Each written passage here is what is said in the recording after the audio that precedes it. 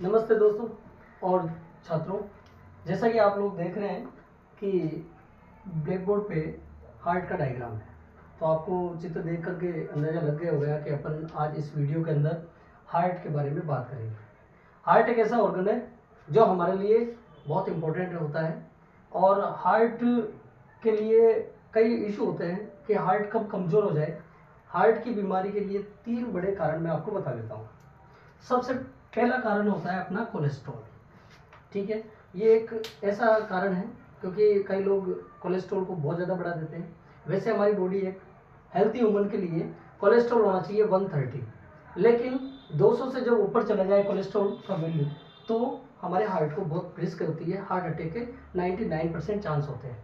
इसके बाद में दूसरा कारण होता है ट्राइग्लिसराइड। दूसरा कारण होता है इसका बड़ा ट्राइग्लिसराइड। ट्राइग्लिसराइड का मतलब होता है चिकने पदार्थ, यानी कि तेल घी जो भी है, ठीक है ना। तो ट्राइग्लिसराइड का भी अपन बीएमआई अपन को ध्यान में होना चाहिए 125 से 130 तक, लेकिन इससे ऊपर जाएगा तो भी हार्ट को बहुत बड़ा रिस्क है।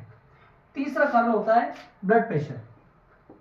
ब्लड प्रेशर, इसको हाइपरटेंशन भी कहते हैं। ब्लड प्रेशर आपको पता है कि 120 सिस्टोलिक होता है 120 और डायसिस्टोलिक होगा 80, ठीक है ना। पल्स आएगी 40 mm पर डेसीलीटर Hg।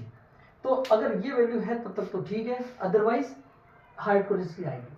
हालांकि मेडिकल साइंस ये कहती है कि 120 और 80 एग्जैक्ट कभी भी अपना बीपी नहीं रहता है, यानी कि 120 से ये सिस्टोलिक की अगर बात करें तो 150 के अंदर अंदर ये नॉर्मल रेंज होती है, लेकिन एज फैक्टर इसमें होता है। अगर 30-35 साल की उम्र में, यानी कि 40 साल की उम्र में अगर आपका ब्लड प्रेशर जो है 140-50 आ रहा है तो वो रिस्क है, ठीक है। इसके बाद में तीसरा कारण होता है, अगला कारण इसका है हार्ट के कमजोर होने का। हार्ट अटैक का जो कारण है वो है शुगर लेवल। मतलब शुगर लेवल, ब्लड शुगर भी अपना जो होता है 120/80 होना चाहिए।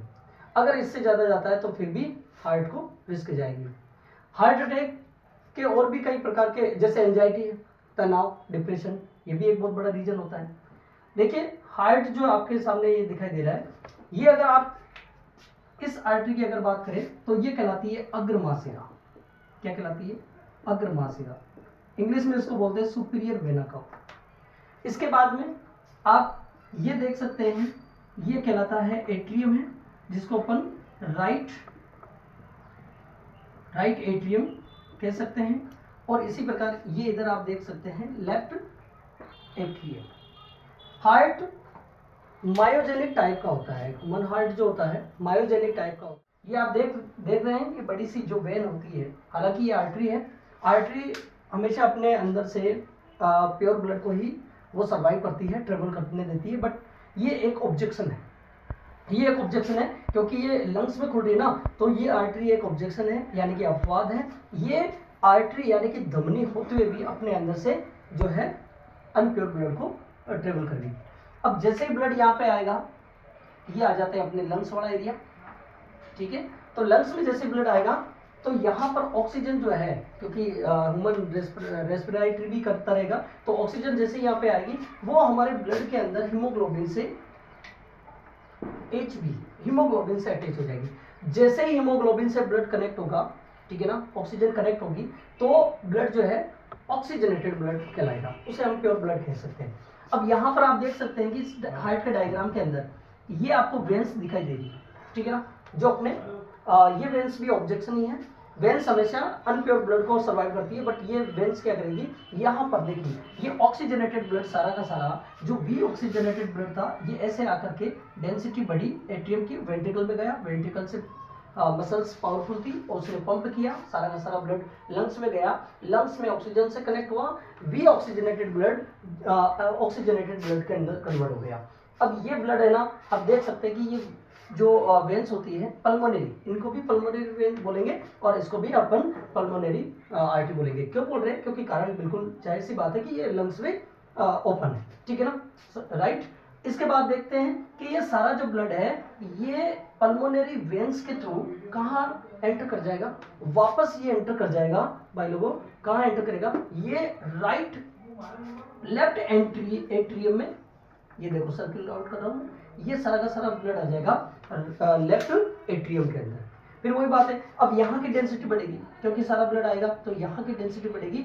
और ये आप देख सकते हैं, ये एक और कपाट है इस साइड, ये भी ओपन हो जाएगा और सारा ब्लड कहाँ जाएगा, इस लेफ्ट वेंट्रिकल में आ जाएगा, राइट। अब यहाँ से देखो, डोर्सल सरफेस पे, हार्ट की डोर्सल सरफेस पे एक बहुत बड़ी आर्टरी होती है जिसको अपन एरोटा कहते हैं, ये वाली। ये कौन सी आर्टरी है, ये एरोटा है, ठीक है ना। हार्ट एक ऐसा टॉपिक है जो 8 से लेकर के 12 तक के बच्चों के लिए तो बहुत ही इंपॉर्टेंट होता है, बट जो कॉम्पिटिटिव एग्जाम की जो तैयारी कर रहे हैं उनके लिए भी छोटे छोटे इशू यहाँ से क्लियर होते हैं, ठीक है ना। जो एरोटा है ये हार्ट के डोर्सल सरफेस के मसल्स से होती हुई सारा का सारा ब्लड जो है, ऑक्सीजनेटेड ब्लड है, ये पूरे शरीर के अंदर सर्वाइव करती है, ठीक है ना। तो इस प्रकार से मैंने इन शॉर्ट आपको हार्ट से किस प्रकार से ब्लड जो है कैसे एंटर करेगा, किस सेल ऑर्गन से होता हुआ, फिर वो किस भाग से होता हुआ लंग्स में जाएगा, ठीक है।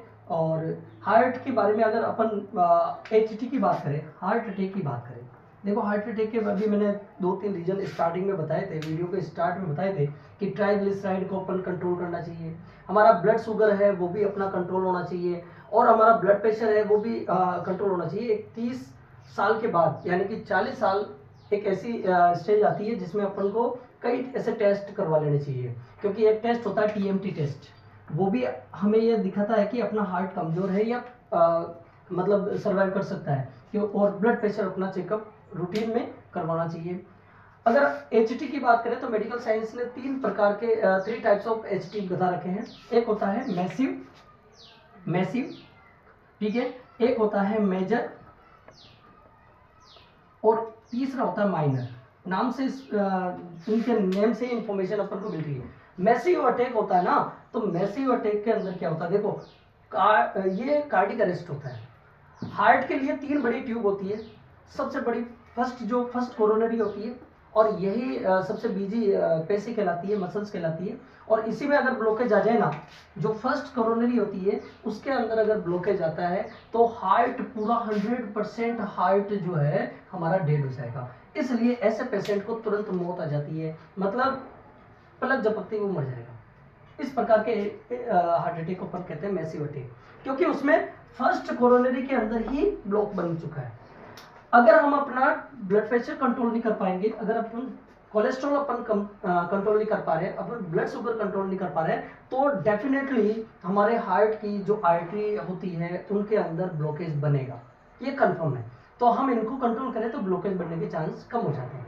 हालांकि हार्ट की डायग्नोस कुछ जांचें होती है जिसमें एंजियोग्राफी, पहले ईसीजी करवाओ, ये नॉर्मल टेस्ट होते हैं। ईसीजी के बाद में इको भी अपन करवा सकते हैं, ठीक है। इको के बाद में एंजियोग्राफी और एंजियोप्लास्टी। एंजियोप्लास्टी हार्ट का ट्रीटमेंट होता है जिसमें अपन को स्टेंट डलवाने होते हैं, ठीक है ना, जिसे अपन नॉर्मल लैंग्वेज के अंदर बोलते हैं कि छल्ले डलवाना। तो हार्ट बहुत अपना इंपॉर्टेंट ऑर्गन है, और हार्ट के बारे में मैंने इन शॉर्ट आपको कुछ बातें बताई है। प्लीज़ हमारा बीपी कंट्रोल करें, और हमारा ये ट्राइग्लिसराइड ये भी कम करें। और एक चीज़ और, कई लोग ये सोचते हैं कि हम डाइट पे रहेंगे तो हमारा हार्ट भी ठीक रहेगा, हमारा कोलेस्ट्रॉल कम होगा। ये बहुत बड़ा मिथ है। आप डाइट पे इसलिए रह रहे हो क्योंकि आप अपने शरीर को बैलेंस करना चाह रहे हो, लेकिन उस बैलेंस करने के चक्कर में हम हार्ट के लिए जो इंपॉर्टेंट चीज़ें होती है वो इंजेस्ट करना भूल जाते हैं, और उस वजह से क्या हो जाता है, हार्ट वीक हो जाता है, हार्ट में कमजोरी आ जाती है। तो उल्टा उसके रिएक्शन आते हैं कि हार्ट कमजोर होने की वजह से ब्रेडिकार्डिया या ट्रेकिकार्डिया या और भी कई ऐसे इश्यू आ जाते हैं, ठीक है ना।